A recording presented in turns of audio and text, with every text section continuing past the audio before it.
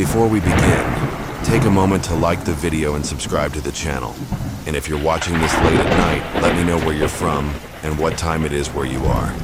That way, YouTube knows you want more stories just like this, delivered straight into the dark. Now, let's begin. Every year, the small town of Walden Ridge, Tennessee, held the same 4th of July celebration. A parade in the afternoon, barbecue in the park, and at night, fireworks over the ridge. It wasn't big or fancy, just tradition. The kind of thing passed down from parents to kids year after year. And every year, the man who ran the fireworks show was the same, Mr. Keegan. He was older than most folks in town remembered. Tall, thin, always wearing the same dusty blue baseball cap that looked older than the fireworks themselves. People said he'd been doing the display since the 70s. No one knew much else about him. He never came to town events, never spoke more than a few words. But he always showed up on the 4th. Always set up the trailer at the base of the ridge. Always lit the sky up like magic. Until the year he didn't. That year, 2018, was my first as a volunteer with the town safety team. My job was simple: check the fireworks area before the crowd arrived. I got there around 6:30 p.m. The sun was still up, casting long shadows across the trees. And there was the trailer. Same as every year, same faded lettering on the side, Keegan Pyrotechnics. But the strange thing, the door was wide open and no one was inside. I called out. No answer. Inside, the air smelled like sulfur and something wrong. Like copper, like dried blood. I stepped back out and called the fire chief. He said maybe Keegan had gone to get a part or use the bathroom. But as the sun went down, he never returned. Still, around 9 p.m., the trailer's generator kicked on by itself. And then, exactly at 9:15, the first firework launched. The show was flawless. Bursts of red, white, and blue over the ridge. Perfect timing, complex designs, a full 20-minute display. Everyone applauded, cheered, said it was the best show Keegan had ever done. But when the fire chief and I went back to the trailer to thank him, it was empty. Again. No equipment, no computer, no controls. Just an old folding chair facing the ridge. And something else. Lying on the chair was Keegan's cap, folded neatly like it had been placed with care. The next day, people began to talk. The Keegan family hadn't lived in town for years. Some said the real Mr. Keegan had passed away in 2012, buried out past the old churchyard. Others claimed he moved away without saying goodbye, but I saw the man in that trailer. I spoke to him once when I was a kid. He gave me a sparkler and said, "Always light from the end, never the middle. The middle burns quickest." That was his voice, his face. That was Keegan. Except, 2 weeks later, the town tried to call the number listed for Keegan Pyrotechnics. Disconnected. The mailing address? Vacant lot. No tax filings in over a decade. We checked past contracts. The last official one signed by Keegan was dated July 4th, 1997. So who lit the fireworks in 2018? How did the show go off perfectly, without a single person touching the controls? Some folks say Keegan's spirit couldn't bear to let the tradition die. That he came back one last time to set the sky on fire. Others believe it was never a man at all, just a ritual. A deal made long ago, one that only ends when no one shows up to watch. And if that's true, we'll be seeing him again this year. So when the sky lights up in red and white and blue, watch carefully, because if you look close enough, you might see a shadow on the ridge, wearing a dusty blue cap. It was the 4th of July, 1995, when the Martin family arrived at Lake Cedar for their annual camping trip. They had made it tradition. Every Independence Day was spent grilling hot dogs, setting off fireworks, and sleeping under the stars beside the still black water. That year was supposed to be no different, until their youngest son, Eli, disappeared. He was just 7. Quiet, curious, loved playing near the water with a toy rocket launcher. The campsite was packed with families that year. Hundreds of people were around the lake. Music, laughter, fireworks echoing through the trees. But somehow, somewhere between the fireworks starting and the crowd cheering, Eli vanished without a sound. No one saw him leave. No one heard him scream. And what made it stranger, no one remembered seeing him after the sun went down. The parents reported him missing around 10 p.m. Panic spread fast. Rangers organized a search party and dozens of campers joined. They scoured the shoreline, checked the woods, even dragged the lake. Nothing. No clothes, no footprints, no broken twigs. Not even his toy rocket. It was as if he'd been erased. Over the following days, the lake was emptied. Cadaver dogs brought in, drones flew overhead. But nothing ever turned up. Eli Martin had simply disappeared into the night. Declared a missing person, never found. Eventually, the family stopped coming to the lake. But the story didn't end there. 23 years later, July 4th, 2018, a teenage couple was hiking near the northern edge of Lake Cedar. They stumbled upon a crumbling old storage shack in the woods. Inside, beneath a pile of rotting sleeping bags, they found something. A tiny red plastic rocket caked in mud, and next to it, a child's t-shirt, faded, torn, still faintly showing the words, USA Rocket Champ, the very shirt Eli had been wearing when he disappeared. DNA testing confirmed it. It was his. But there was more. Taped to the inside wall of the shack, behind a loose board, was a photo. A Polaroid. Blurry, yellowed, old. It showed a man, maybe in his 50s, smiling with a young boy who looked terrified. The boy's hands were bound in front of him, and behind them, stuck into the wooden paneling, was a small American flag. The man in the photo was never identified. There were no fingerprints on the shack, no local suspects. The area had long been considered abandoned. Whoever took Eli, they never came forward, never left another trace. Today, the shack is gone, burned down a week after the discovery. No one knows how. Some say it was vandals. Others say someone came back to erase what they left behind. The Martins don't talk to the media anymore. They moved out of state and changed their last name. But every year, on the 4th of July, locals say they hear something in the trees along Lake Cedar's northern edge. A distant crackle like a firework, followed by a child's voice whispering, "I'm still here." Ash Pine Lane was just 5 blocks long, a quiet street nestled in a forgotten corner of Dunswell, Pennsylvania. It was the kind of neighborhood where American flags hung year-round, and every porch had a rocking chair. Every 4th of July, families would gather on their lawns, grill hot dogs, and wave sparklers as the fireworks lit up the night sky. But the Hendersons were the only ones who never celebrated. Their porch light stayed off. No decorations, no music. And most unsettling, no sound ever came from their house, not even during the loudest fireworks shows. Locals had theories. Some said they were unpatriotic. Others whispered that something bad had happened in that house long ago. But the real story didn't come out until the 4th of July, 2006. I was 17 at the time. My friend Travis lived 2 houses down from the Hendersons. That summer, he dared me and 2 other kids to sneak into the backyard and knock on their door. "Bet you won't even make it to the steps," he said. We were stupid, bored, and full of sugar. So of course we did it. The 3 of us slipped through a gap in the fence as the fireworks boomed overhead. Everything felt wrong immediately. The backyard was dead. No grass, no insects, no wind. Just a single black lawn chair facing the house.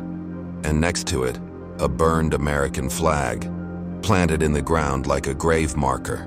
We made it to the back door and raised our hands to knock when, "Hello?" A woman's voice, coming from the other side of the door.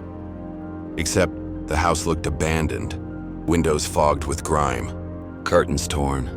No light inside at all. We froze. The voice came again. "Is someone there?" Calm, soft, but wrong, like a recording played too slowly. My friend Jeremy turned and ran. Me and Kyle followed. But just before I jumped the fence, I looked back, And that's when I saw it. The door had opened, and standing in the doorway was a woman in a 1950s dress, soaked in what looked like black water, holding a sparkler. That wasn't lit. She just stood there, smiling. The next day, I told Travis what we saw. He didn't laugh. In fact, he turned pale. He pulled an old newspaper clipping out of a shoebox under his bed. The headline read, "Family of 3 perishes in 4th of July fireworks accident. Date, July 4th, 1972. Location, Ashpine Lane." It was the Hendersons. Apparently, they'd set off faulty fireworks in their backyard. One had exploded too low, sparking a fire that engulfed the house. All 3, husband, wife, and their 9-year-old daughter, were found together, still holding sparklers. The fire had been so intense that their bodies were fused into the floorboards. But here's the thing, that house was never torn down. It was rebuilt. By who, no one knows. No one ever saw a moving truck. No one saw the current residents come or go. For years after that, I stayed away from Ashpine Lane. Until just last year, when I passed through town on a road trip. Out of curiosity, I drove down the street, and there it was. The Henderson house. Still dark, still quiet. But something new was on the porch. A folding table with a bowl of candy, and a hand-painted sign that read, "Take one and light a sparkler for us." I didn't stop. I didn't even slow down. But I swear, in my rearview mirror, I saw 3 figures sitting in those rocking chairs, each holding a sparkler. None of them lit. Glen Rock, Illinois was the kind of place where the 4th of July still felt sacred. American flags on every mailbox, folding chairs lined up a day early.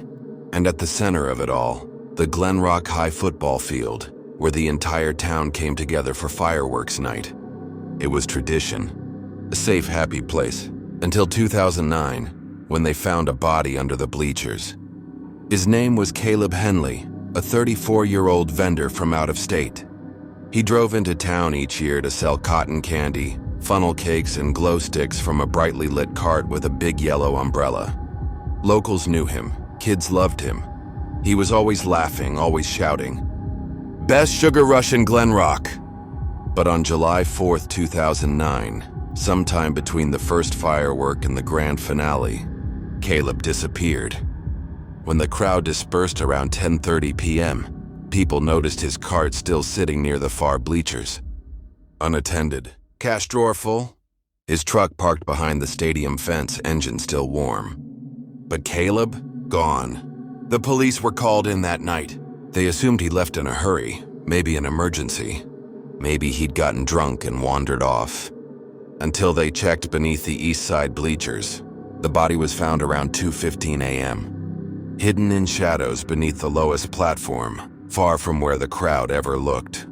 His arms were curled against his chest, eyes wide open. No defensive wounds, no signs of a struggle, just a series of deep puncture wounds, like something had stabbed downward, slowly and repeatedly. The weapon? Never found.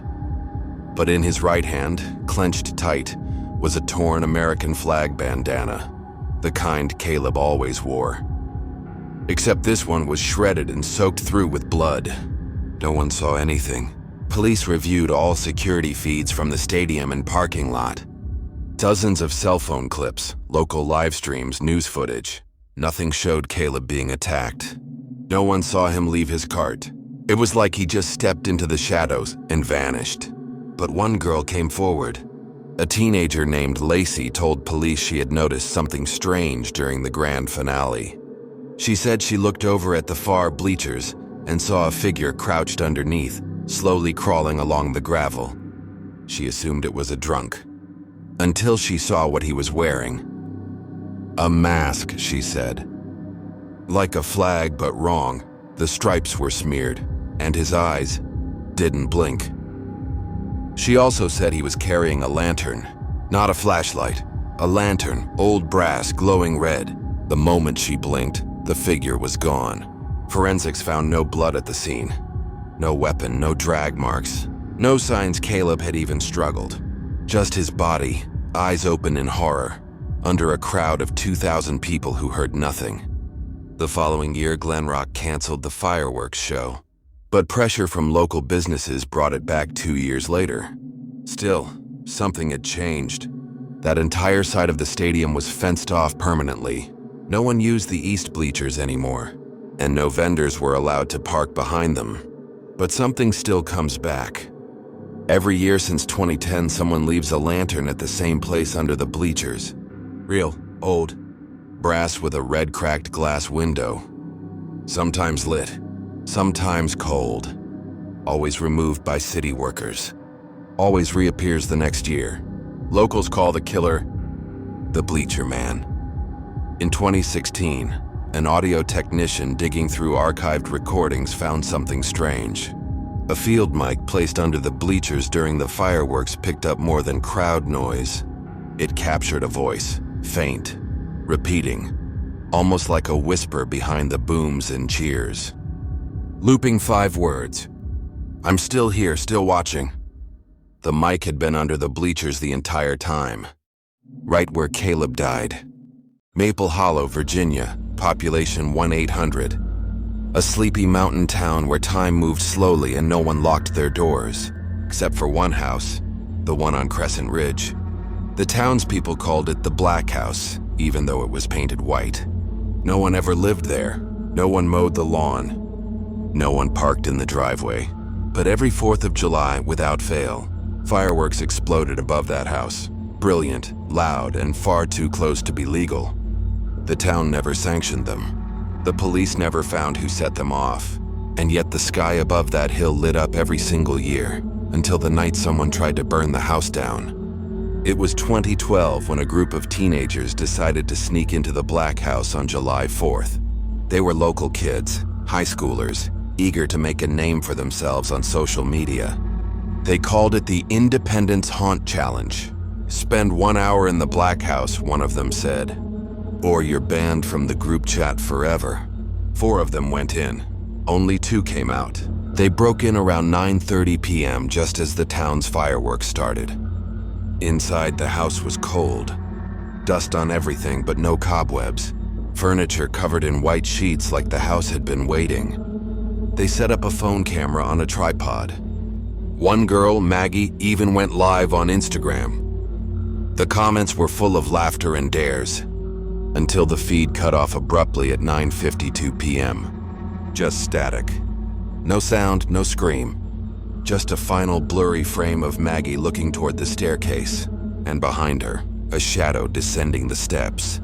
The 2 survivors, Dean and Lila, ran into town hysterical. Said the house came alive. Walls shifted. Doors slammed. And from the attic they heard singing. Low, breathy voices chanting, "Strike the match, light the sky. Feed the flame before you die."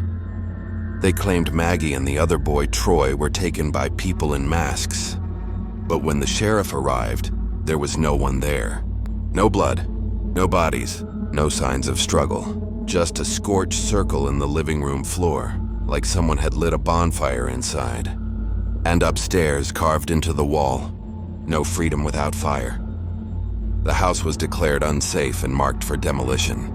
But it never burned, even after someone tried. In 2014, an arsonist, the brother of Maggie, doused the house in gasoline and lit a flare. Witnesses watched as flames engulfed the Black House.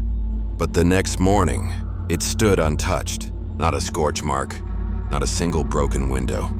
The local fire chief couldn't explain it. "It's like the house rejected the fire," he said. The town eventually built a fence around it, set up cameras, posted "Do Not Enter" signs. But every 4th of July, without fail, the fireworks still go off, always above the house, always the same red, white, and blue pattern, always at 9:52 p.m., the exact time the live stream ended. And on the recordings, you can still hear it faintly beneath the explosions. Strike the match, light the sky. Not every firework fades with light. Some leave behind shadows. If tonight's story sent chills down your spine, there are many more waiting in the dark. Subscribe to the horror channel 786 for new terrifying tales every single night. Happy 4th of July. And remember, not all things that light up the sky come from above.